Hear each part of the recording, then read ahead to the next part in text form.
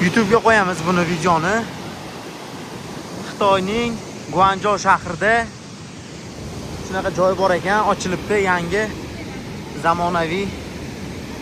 Kirish har bir kishiga 60 yuandan ekan. Lekin tavsiya etamiz, chunki havosi bir tema. Manzarasi Shveysariya.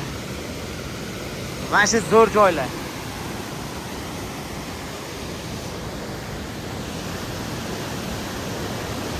Tavsiya etamiz.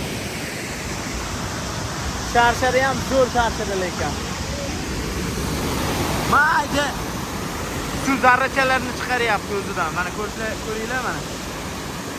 Tepasida ham odam yuradigan joylari bor ekan. Mana shu zo'r.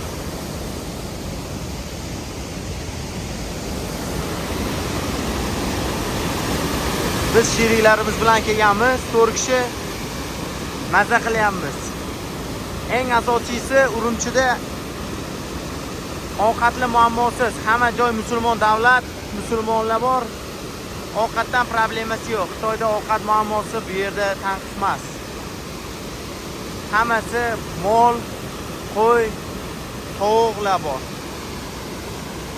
Manzara qaranglar.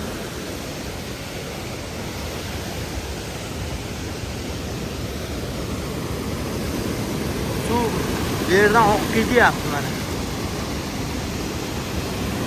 Inson qilgan narsalarda mana.